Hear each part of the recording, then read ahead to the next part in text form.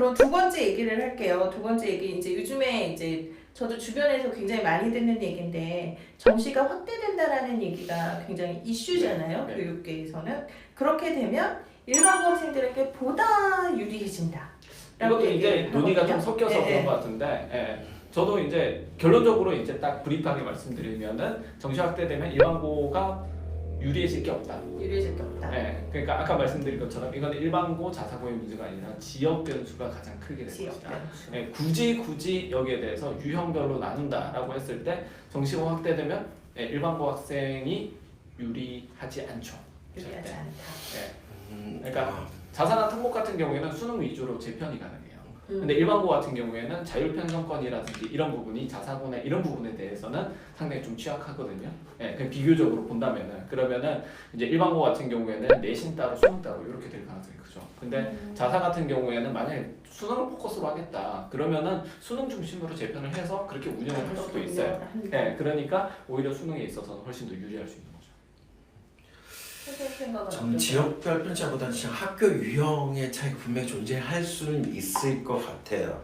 근데 그 차이는 그냥 입학 자원의 차이에서 발생하는 것 같다라는 아까도 얘기했듯이 성실한 애와 스마트한 애가 사회권에 존재한다라고 하면 스마트한 애들은 정말 받아들이는 속도가 어마무시하게 빠르거든요.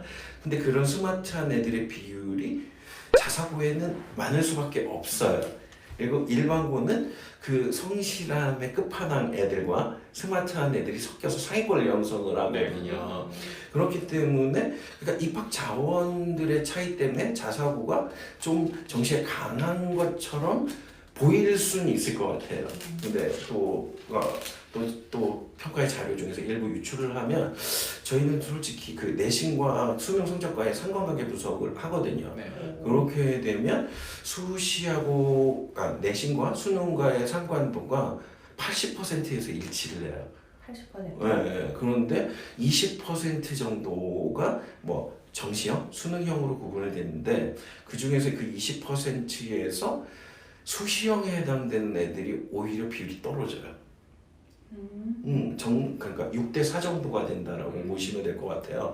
근데 그 6대4에 해당되는 60%에 해당되는 정시형 애들이 결국 수능에선 결과가 어떨까라는 것도 봐봤는데, 그러니까 정말 그 좋은 학교를 가야 되잖아요. 근데 그런 애들이 그 수준까지는 못 가요. 흔히 말하는 정시파 학생들이. 그래서 오히려 수시에 갔으면 더 좋은 학교를 갔을 텐데 라는 결과값이 나오더라고요. 되게 웃기잖아요. 그렇게 해서 봤더니 얘네들이 일반적으로 정시 애들은 상향 지원을 하잖아요. 근데 얘네들의 특성이 그러니까 자신감이 붙으니까 과상향을 하는 거예요. 그렇죠. 과상향을 해서 하는 생각이 그래 이번에 이렇게 해보고 내년에 한 번 더 또 도전하지. 그런 생각들 때문에 그렇다라는 거예요. 그렇게 되면 그런 인구수도 분명히 존재한다라고 하는 건 과연 일반고가 정시에서 불리한 체계인가? 라는 생각을 하게 되는 거죠. 그러니까 딱 그 비율인 것 같아요. 그 정도를 할 수 있는 캐파를 가진 애들이 자사특목고에 많은가? 일반고에는 적은가? 이런 것들이 좀 검증 대상이 돼야 되는데 단순히 뭐 어느 학교는 정시로 서울대 몇 명을 갔대 어느 학교는 몇 명을 갔대 자원이 다른데요 라고 반박을 할 수 있을 것 같아요. 근데 이 자원 문제로 따지면은 사실 이제 제가 이제 정상적으로 학생 공공이고 지금 삼수로 해서 공학번인데 그때까지만 하더라도 과고나 외고에 대한 그 어떤 집중력이 지금에 못지않은 정도가 지금부터 더 했거든요. 그러면 일단 기본적으로 우수 자원들이 외고나 자사고 뭐 이쪽으로 자사고가 없었으니까 그때는 외고, 국제고, 특목고 뭐 이런 쪽으로 갔다는 얘기예요. 그러면은 그때하고 비교를 했을 때 저희 학교 일반고거든요. 저희 모교가 일반고인데 부산에서 그래도 서울대 한 20명씩 보냈어요 한 해. 그런 과정이 있었다는 거죠. 근데 지금하고 비교해 봤을 때 그 특목이나 과고 자사고에 대한 집중력이 지금이 훨씬 더 심하냐 그때가 심하냐 저는 체감상으로 봤을 때 그때가 더 심했다고 보거든요. 그러면은 자원 배분의 상황에서 볼 때 우수 자원들이 그때 그쪽으로 많이 몰렸을까? 아니면 지금 그쪽으로 많이 몰릴까?라고 본다면은 그때 훨씬 더 많이 몰렸는데도 불구하고 각 지역별로 보면은 서울대를 꽤 잘 보내는 학교들이 있었단 말이에요. 일반고들이 있었죠. 그러니까 제가 볼 때는 이게 과연 자원의 문제일까라는 생각이 드는 거예요. 그러니까 학교에서 제대로 못 키우는 거 아닌가? 저는 그걸 한번 지적을 해보고 싶은 거고. 그 다음에 지금 한 번 더 이제 보고 싶은 부분이 뭐냐면 그때 수능하고 지금 수능의 문제 유형의 차이예요. 왜냐면 그때 같은 경우에는 EBS 수능 연계 이딴 거 없었어요. 그냥 생짜로 스마트한 애들은 잘 가요. 그러다 보니까 그 당시에는 내신하고 수능 격차가 어마어마하죠. 그리고 저희가 이제 애들 유형 분석을 하거든요. 버크만 진단에 이런 부분 가지고 유형 분석하다 보면은 내신 잘 나오는 애들하고 수능 잘 나오는 애들하고 약간 차이가 좀 커요. 내신 잘 나오는 애들 같은 경우에 일단 기본적으로 체제 수능적인 애들. 그렇거든요. 성실하고 체제 수능적이고 하라는 거 다 하고 바꾸박 다 하고 말 잘 듣고 이런 애들. 근데 수능형은 좀 혁명적인 애들. 반항적이고 쌤 말씀 안 듣고 지 똑똑한 거 믿고 말 안 듣고 지 맘대로 행동하고 뭐 이런 애들이 있어요. 자사통일. 그 얄미운 놈이기는 한데 애가 스마트해가지고 또 수능 성적은 또 잘 나와. 그러니까 미워하지만 미워할 수 없는. 내비 들 수밖에 없고 그런 애들이 있었다는 거죠. 그러니까 예전 같은 경우에는 오히려 그런 식으로 내신형 수능이 확 나뉘었다 하면 지금 같은 경우에는 EBS 수능 연계가 또 어느 정도 살아있잖아요. 그런 부분들 때문에 오히려 스마트한 애들이 수능만으로 밀어붙이는데도 어느 정도 한계가 좀 어느 정도 있다. 그때보다는 오히려. 그래서 제가 볼 때는 이런 수능하고 뭐 정시형, 내신형 이런 식으로 나누는 것 자체가 과연 뭐 일반고, 자사고에 있어서 뭐 자원의 문제일까? 저는 자원의 문제는 아니라고 봐요. 좀 반박을 하고 싶은 게 대표님이 얘기하셨던 시기에 고등학교에는 일반고 사이에도 자사고급에 해당하는 명문고가 있었어요. 명문고가 있었거든요. 그렇기 때문에 그 명문고가 독식을 하거든요. 근데 지금 저희가 있는 학교에만 보더라도 진짜 그 전체적인 숫자의 총합은 그때나 지금이나 거의 변함이 없어요. 그래서 그 솔직한 말로 엠빵 해가지고거든요. 엠빵 특정한 학교로 몰리지가 않아요. 그렇기 때문에 서울대를 뭐 20명 보내던 학교 지금 보기 힘들죠.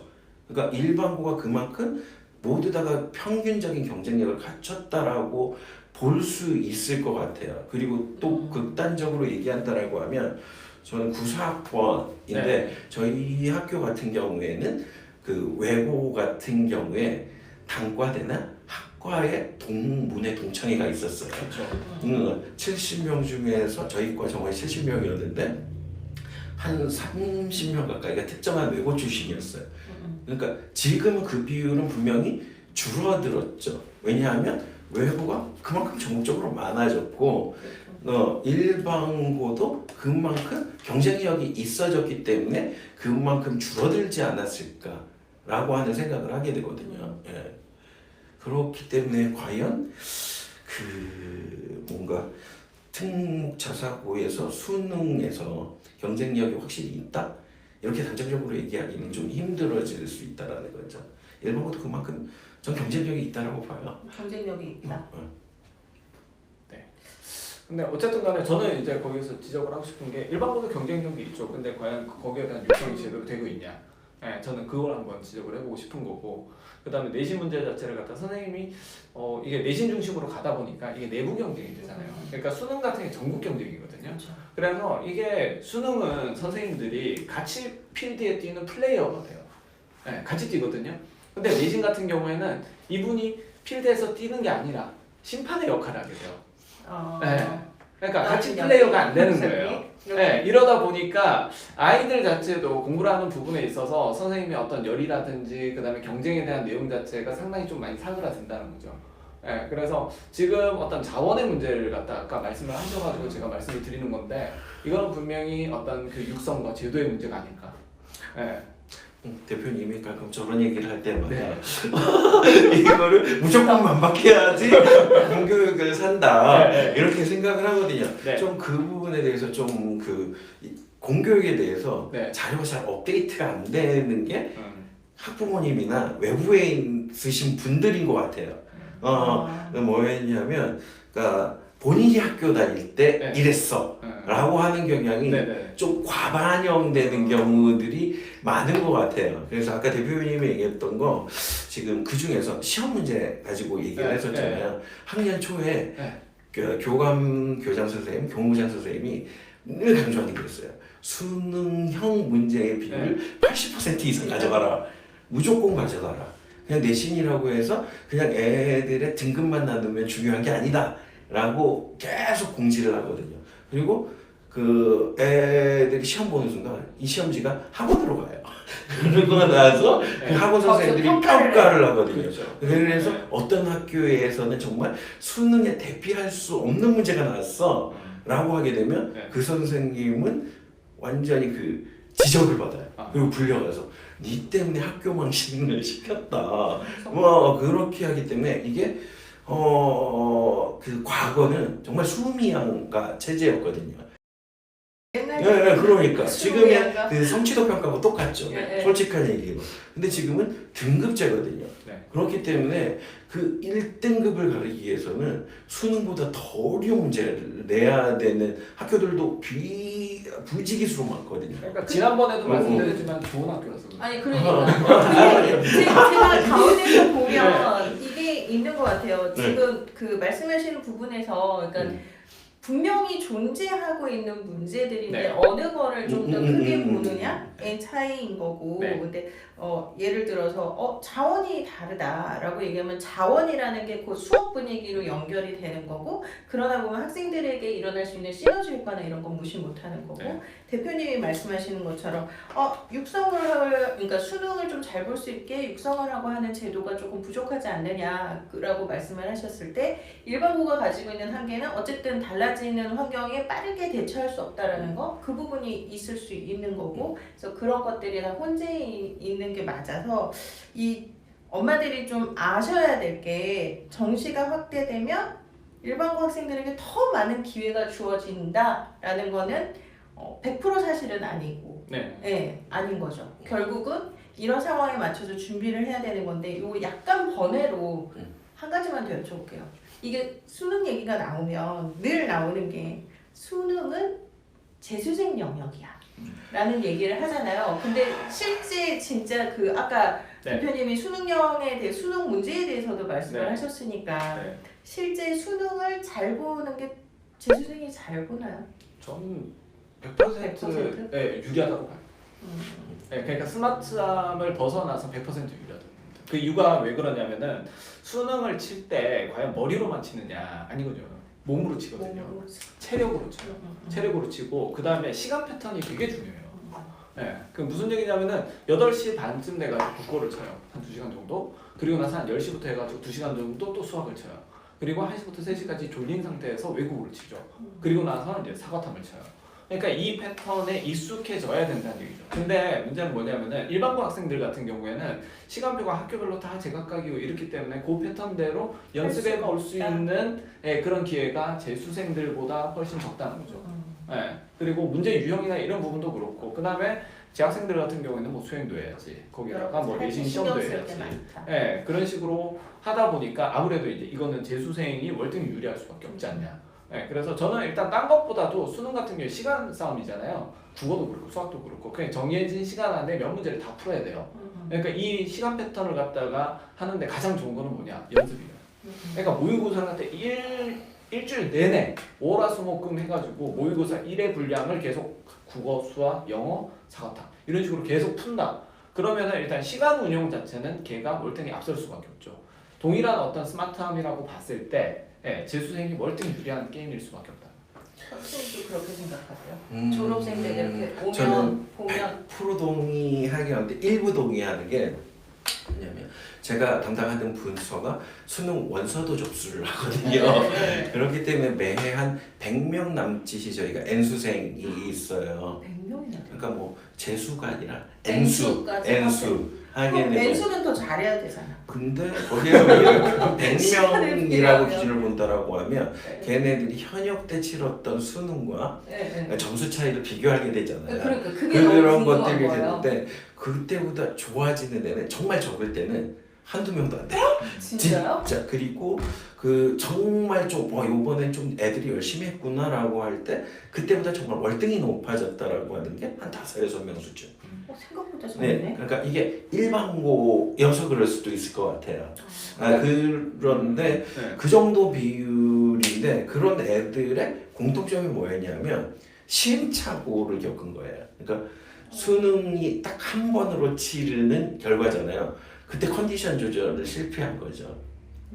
그래서 몸 상태가 되게 안 좋은 상태라든가 그런 상태에서 수능을 치러서 평상시 모의고사보다 너무 안 나온 애들이 차지하는 비율이 꽤 높더라고요. 네, 말씀 들어보면 제가 원론을 얘기하고 실제 사례를 말씀하신 것 같아요. 네, 맞아요. 그러니까 네. 저도 수능 점수 이거 올리기 되게 힘들다고 보거든요. 네, 그러니까 고3 현역 때 이제 실제 본 수능보다 뭐냐면 모의고사가 꽤 잘 나오다가 실전 수능 때 확 떨어진 거죠. 네, 이거는 뭐냐면은 재수나 사수 맞아요. 같은 경우에는요, 이게 처음 치는 시험이 아니기 때문에 그래도 좀 익숙해요.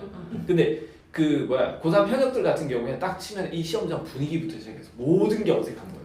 네, 근데 어리버리 떨다가는 결국 국어가 날아가거든요. 그래서 UA의 이만기 그 평가 이사님도 그 얘기를 하시거든요. 페북이나 이런 데서 뭘 얘기를 하시냐면은 한국사를 1교시로 하자. 그 얘기 너무 네, 많이 얘기를 그러니까 하시죠. 한국사가 부담이 네. 없으니까 그 1교시 하고 그다음에 뭐 그거 이런 식으로 하자. 그게 사실은 그렇죠. 고3 현역들 때문에. 그러니까 만약에 그게 현실화가 되잖아요. 그럼 고3 현역들에 대한 점수가 엄청 올라요. 그러니까 한번 쳐본 애들하고 쳐보지 않은 애들하고는 이 마인드 컨트롤 싸움이 상당히 좀 다른 거죠. 그래서 예전에 6, 9월 같은 경우 초창기에 그런 경우가 있었거든요. 6, 9월 수능처럼이라고 해서 수능 고사장처럼 편성을 했어요. 그리고 그러니까 재학생들끼리 섞어서 고등학교를 섞어가지고 편성해서 6, 9월을 치른 적도 있었어요.